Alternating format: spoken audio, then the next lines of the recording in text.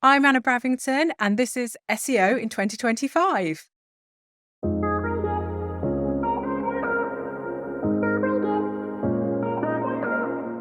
Anna, what's your number one SEO tip for 2025?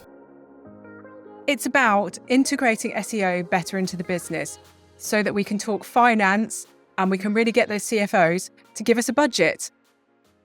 CFOs to give us a budget. So is that the SEO's fault that they don't get a budget or the CFO's fault?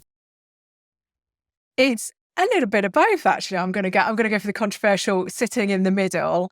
It's really interesting that I read some stuff last year. I know Tom Fishburn put a post up talking about a conversation that he saw on stage at Cannes Lyon's festival last year, where it was about the balance between sort of CFOs and CMOs and the tension as well. There was, I think it was 40% of CFOs say they don't think that CMOs and marketing people can speak business. But also a lot of marketers said that they also didn't think finance people understood marketing. So I feel like there's this sort of tension there, which is incredibly difficult to get over. And last year I did a talk at Brighton SEO on why does your CEO hate SEO? One of the big interesting things about business is a lot of the people at the top, the C-suite, they're all from a finance and operations background. They're used to working in that very spreadsheety way.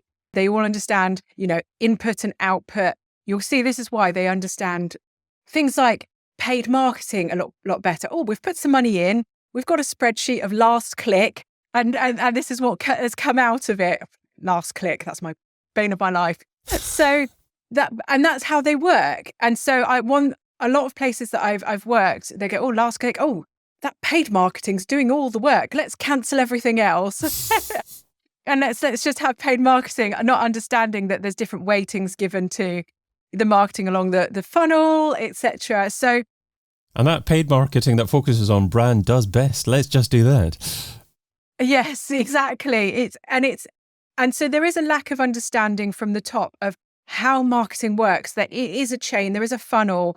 At some businesses I worked at, there was 12, 15 different touch points in a journey on average to actually meet, to get that person to a sale. And if you cancel all the rest, then the last one's not going to happen. And what I found is that how to overcome this was actually a real basic, let's do marketing 101 to the CFO, to the finance team, to the chief operating officer. And I would actually do a sort of basic marketing lesson of the funnel, because we assume that people at the top know this stuff, this simple stuff. What's a marketing funnel? What's long-term and short-term marketing? How does it all work?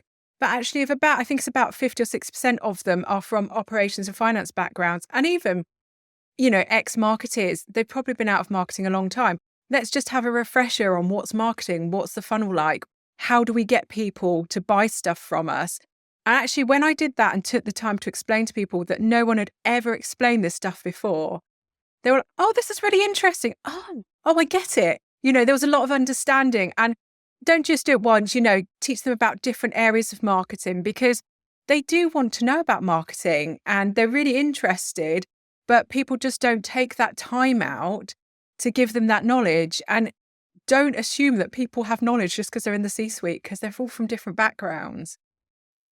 So it's funny that we started off with the CFOs don't understand SEOs. And I think within about 10 seconds, it was CFOs don't understand CMOs. The whole of the marketing team, they just don't understand at all. They don't understand. And the problem is, if they don't understand the CEO, the CMO, they don't understand SEO. They don't understand, any of the facets underneath their team, from any areas, because I'm a marketer, and sometimes you can be a little bit, people should trust me and they should know what we're doing. And I do believe that in marketing, and it's frustrating. And sometimes you can get a bit gatekeepy. Why should I have to explain what I'm doing? It is frustrating.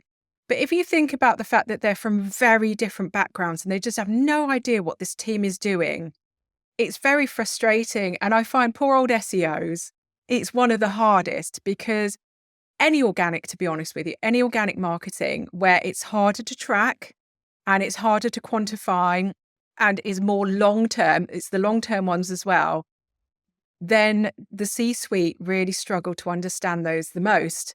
And so it is really difficult. I remember reading loads of stuff on Twitter the last year on why are SEOs quitting or not enjoying their roles. And it was all around management, feeling misunderstood, not feeling appreciated.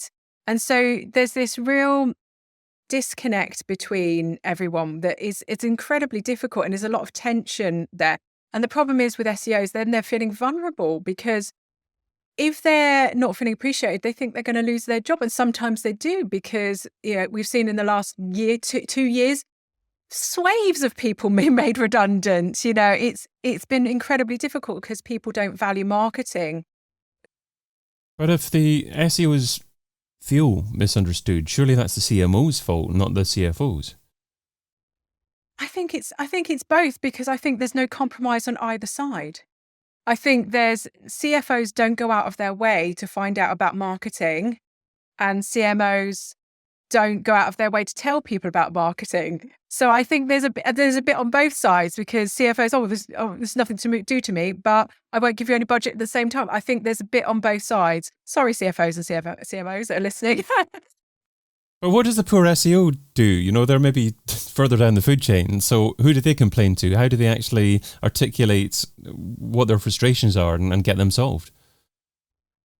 I think it's about being pushy and nagging, unfortunately. It is, to be honest with you, the only way that I've managed to do this is to start getting involved and putting your foot in where it doesn't normally belong.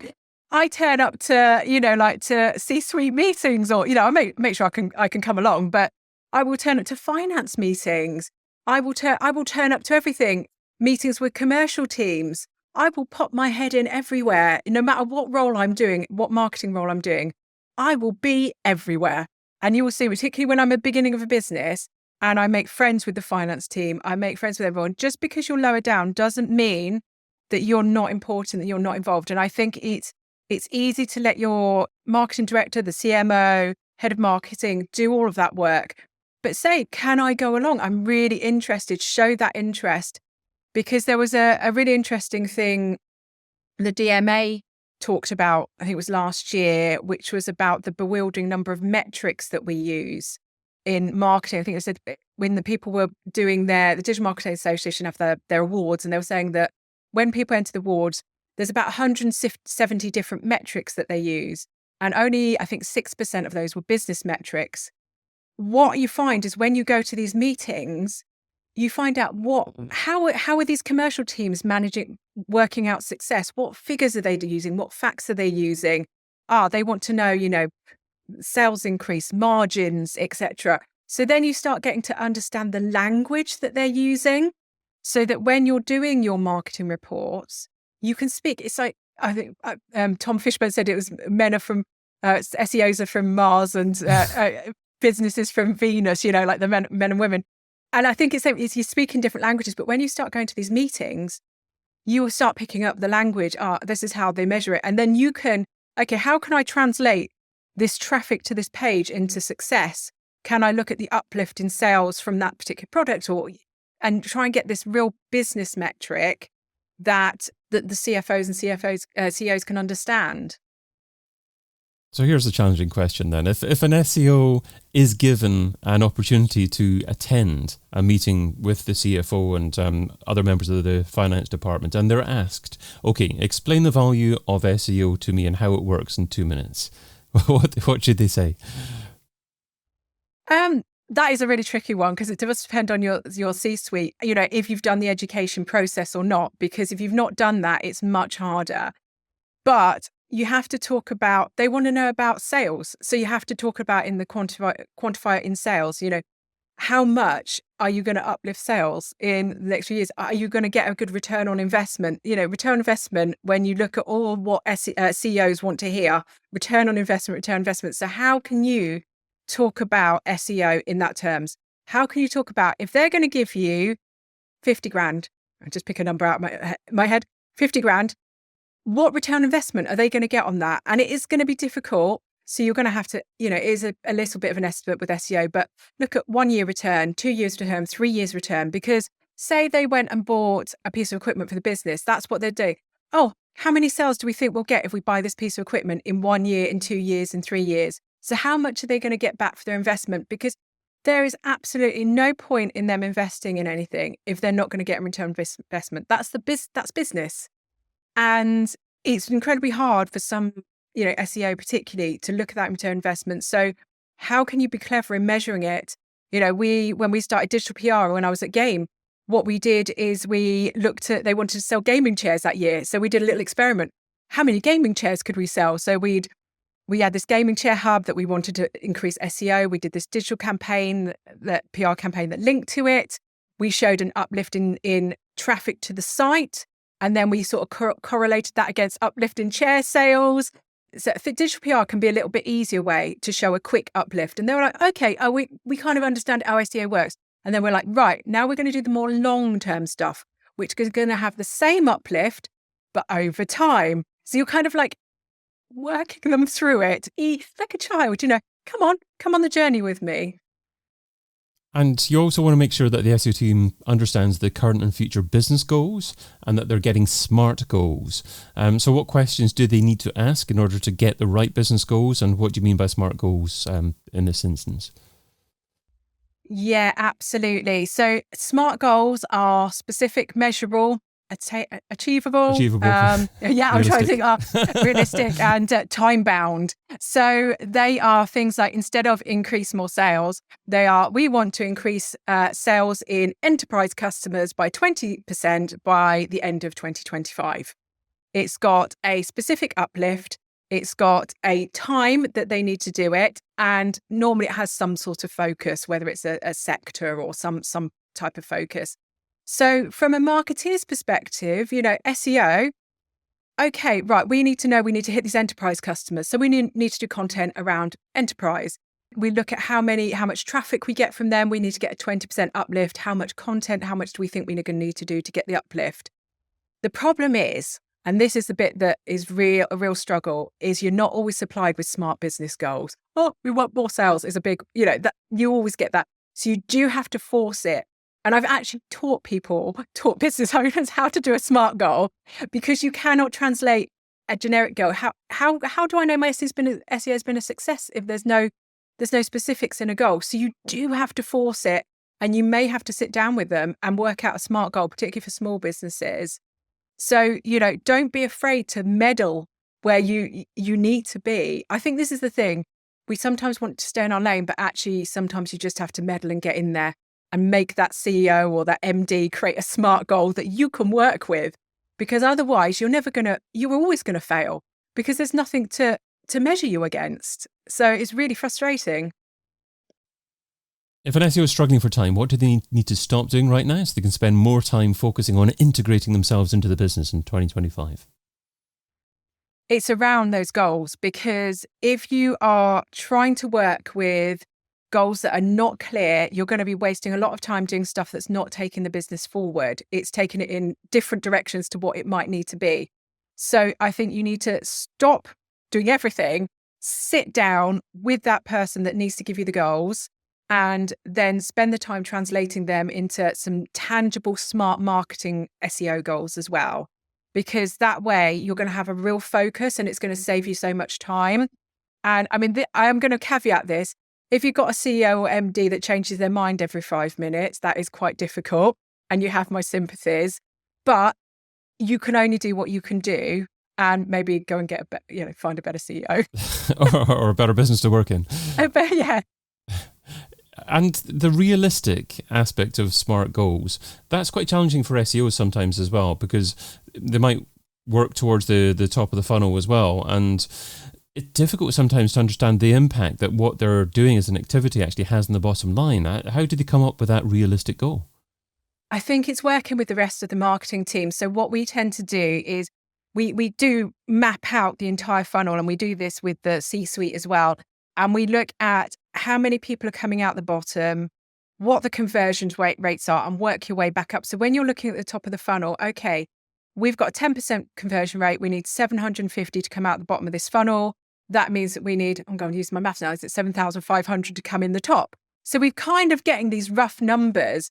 And even though they can't attribute the sale to them, they know that if they're getting those numbers in the top of the funnel, they then have to work with the people that are working further down to say, right, we've got these in. Are you converting them? And it's constant. You've got to constantly look, are you converting them? Are they still converting at the same rate?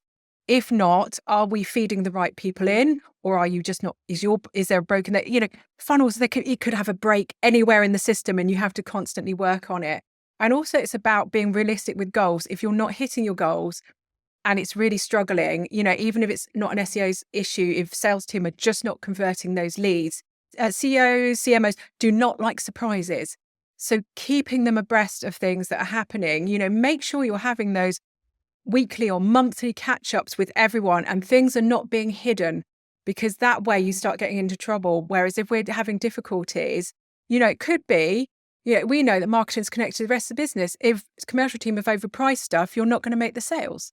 So if people are not conversing, actually it might be a problem with commercial. So you need to be, this is why marketing is a whole business activity, because you need to be connecting with those. So just making sure you're not siloing yourself and actually you are being nosy and meddling. I'm really good at that. Wow, okay, you should have a badge. I'm top meddler. Anna Bravington is co-founder and strategist at Those That Dare and innovation director at Oxford Innovation Space, and you can find her over at thosethatdare.com. Anna, thanks so much for being part of SEO in 2025. Thank you so much. I've been your host, David Bain. Get your copy of SEO in 2025, the book, over at SEOin2025.com.